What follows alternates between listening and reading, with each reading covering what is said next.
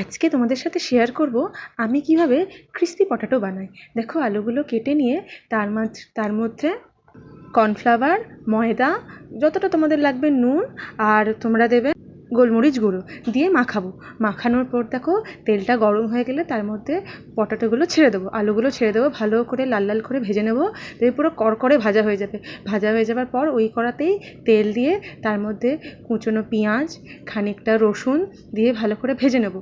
তার যখন কাঁচা গন্ধটা চলে যাবে তার মধ্যে তোমার সয়া সস দেবো, টমেটো সস দেবো, আর চিংস শেজওয়ান চাটনিটা দেবো। দিলেই দেখবে তোমার আলাদাই একটা টেস্ট আসছে। তারপর ভালো করে সেটাকে নাড়বো। নাড়ার পর কালারটাই দেখো পুরো চেঞ্জ হয়ে যাবে। তার মধ্যে তোমার যে আলুগুলো রয়েছে ভাজা, সেই আলুগুলো দিয়ে দেবো। দিয়ে ভালো করে নেড়ে নিলেই আমাদের কমপ্লিট। ম্যাক্স টু ম্যাক্স 5 মিনিটও লাগে না তোমাদের এই জিনিসগুলো করতে।